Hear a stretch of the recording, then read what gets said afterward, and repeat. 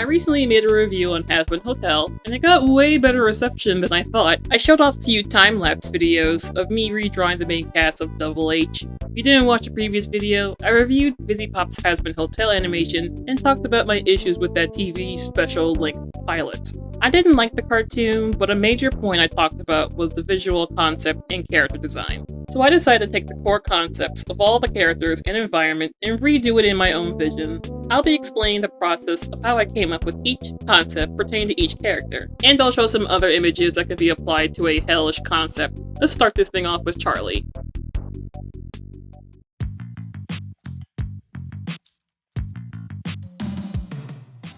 Charly is the princess of hell. So when I think of princess, you think royalty, I think of people who are unaware of the people who are below them, like society-wise. I think of spoiled brats, I think of people who live on their parents' money and don't really have any aspirations on their own. They think, oh, I'm never gonna work a day in my life. That should be Charly's outlook on hell. She should be like, oh, people will handle it, you know.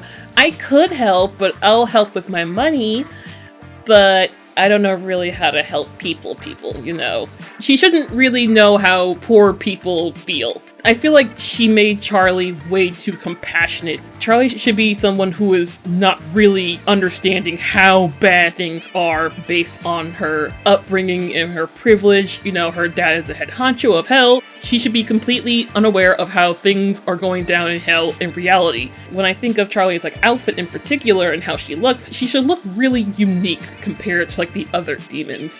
Her current outfit looks more like a servant or like a butler. You know, she should be having some really nice outfits, some bougie stuff, you know what I mean? She should have an outfit that wouldn't be found at a Walmart. I play with her skin tone and her species in general. I made her a goat at one point, you'll see probably later. But I wanted to really play with that whole, like, Satan, Lucifer, like, creature design. Because when you think of, like, Satan, you probably think of goat hooves and, like, Baphomet and everything. Like, satanic stuff. So I really tried to play with that idea of something that is maybe recognizable but maybe surreal and sometimes maybe cartoonish. I just wanted to really explore like how Charly could be interpreted in like different ways. How could she be like different species? It really just makes me think, and I like to do that. I like to think and try to be like, okay, how can I make the design unique but keep to the main theme of it?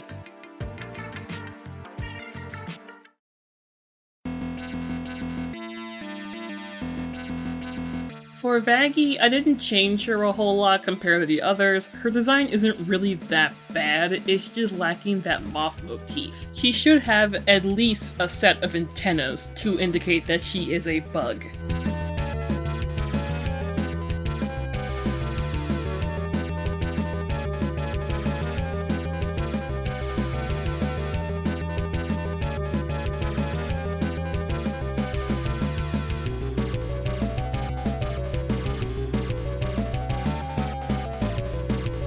Also gave her a striped shirt in reference to how moths have patterned abdomens and how her bow pattern matches certain moth wing patterns with little circles. I tried out multiple limbs since I like it when creatures have multiple limbs. Vagi had the ability to summon knives, so that's why I drew her with pink spears and a sword. It could have been shown that she was a total weapon head and why she's a good fighter.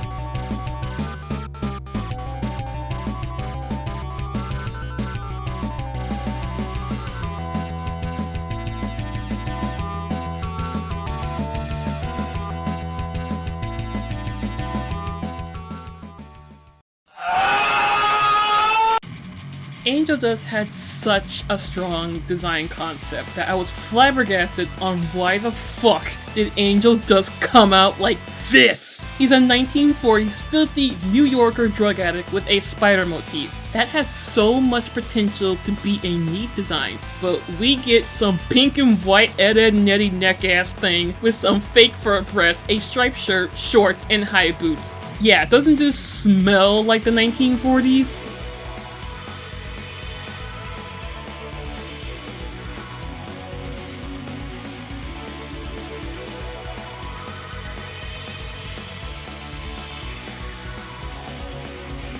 I went with making his fur darker and even experimenting with different colored fur later on. I darkened him around the eyes to make him look like a drug user and squinted his eyes a bit. The suit I gave him was more accurate outfit to when he died, plain button down with a tie and pinstripe pants so his legs can be more flattering. The fur addition on his coat and outfit is referring to how more vintage prostitutes would wear long, big fur coats and have skimpy outfits underneath in like the 1930s to the 1950s. I also made his extra limbs be these spider legs that can retract out of his back and ooze poisonous liquid because I imagine the hard drugs Angel Dust takes are extremely harmful. I feel that Angel Dust should be this intimidating, devious creature that can be a tad less obvious about what he does for a living while maintaining that sultry motif. Also, he should always have a cigarette in his hands. He is from the 1940s.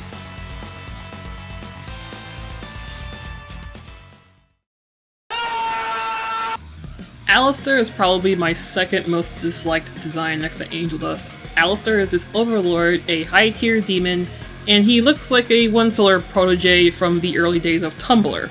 When I hear Overlord, I think of a massive being with elaborate outfits and forms that isn't matched by mere normal demons.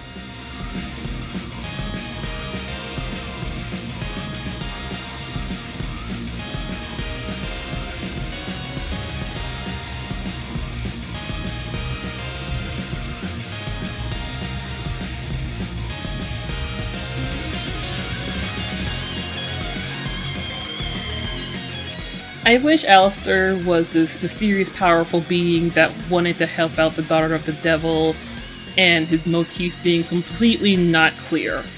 Instead, we get a goofy fuck that likes to sing and dance, and I can't really take him that seriously.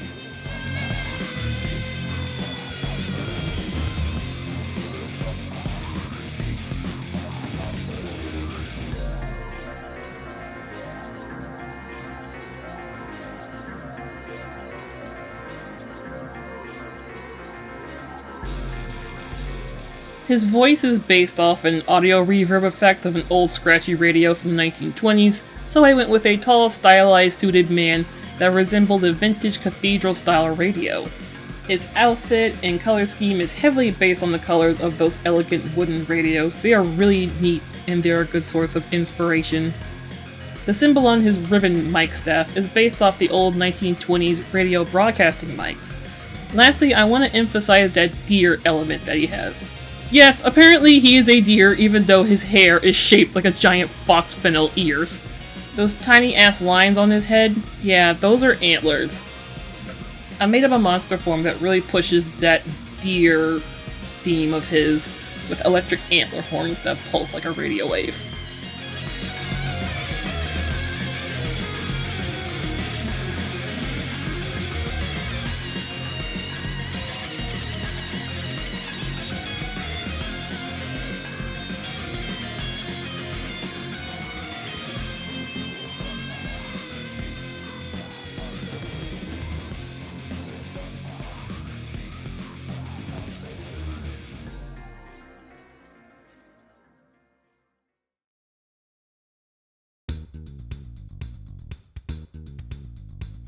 Cherry Bomb. My god, this character is extremely one-note, and she really needs to stand out more. Cherry's whole theme is 1990s and explosives and bombs. So I kind of played that into her outfit a bit more, make it more torn up and such. I experimented with her being a Cyclops and an Oni type of monster, just to have her be a bit more on the mythical side rather than an insect.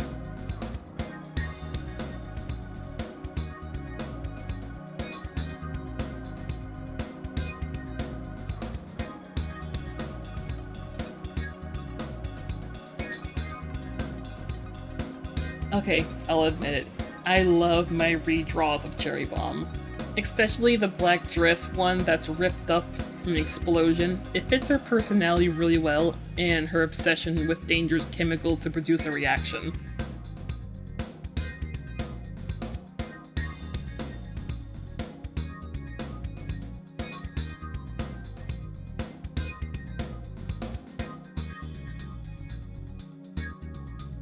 Husk is a gambler and an alcoholic that died around the 1970s.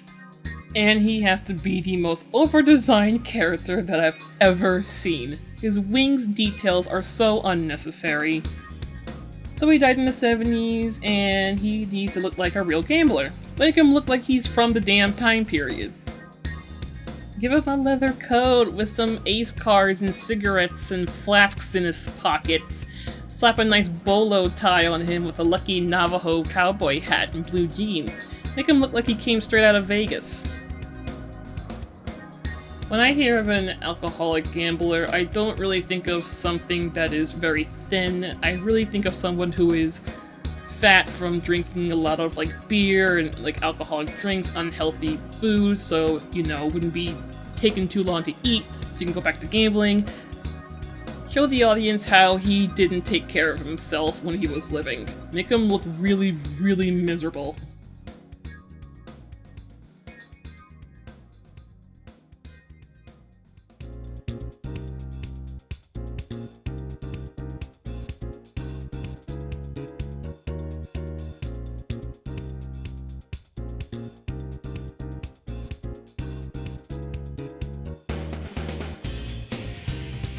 I didn't change Nifty that much. I gave her a typical maid outfit and accessories that would have been stylish during the 1950s. I made her big head not attached to her body for some visual flair. This way she can split herself up literally and do some more housework. Her body resembles a realistic bug, let's just say like a spider or a cockroach, something that you would find when you're cleaning up your house, for example. Also, I gave her a feather duster tail for convenience too. She looks really cute. I like it.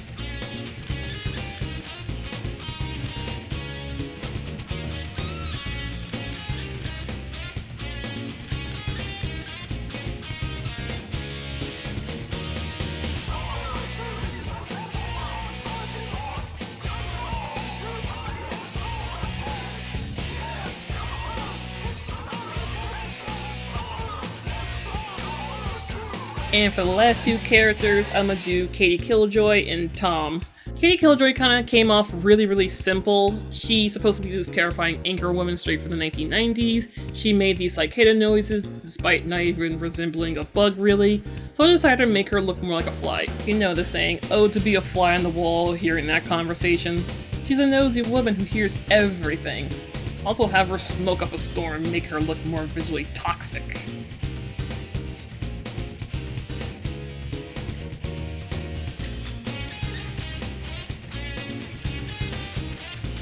Tommy Trench apparently died during World War II, or was it one? I don't know. Yet they slapped a pyro mask on him and called it a day. I made him a buff ex-soldier-like man with a gas mask styled like the plague doctor's mask. He is filled with mustard gas and will have gas flames ignite on him randomly. This refers to the gas warfare during World War II. Also, his mic is a stick grenade.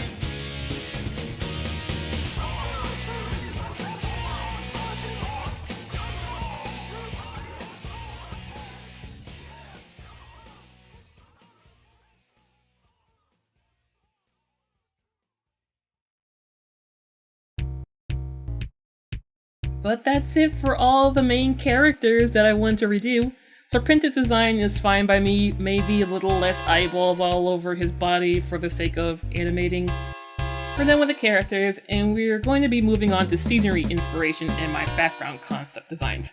Keep in mind, my art is not going to be the final version, the clean polish, etc.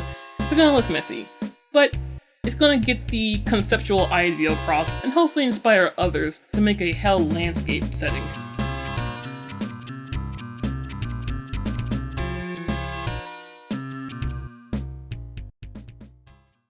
I've noticed that there aren't really any proper scene transition. We only get to see the full hotel at the very end of the cartoon. The way the scenes flow feels very disjointed. The beginning is basically the only time we get to see the city. The hotel's design is really neat. I like how it's just a pile of other buildings, ship parts, and junk. Wish we could have gotten a static shot of the hotel. There really needs to be a front shot of the hotel in full view, because that's the show's name. All of the activity will be going on in there.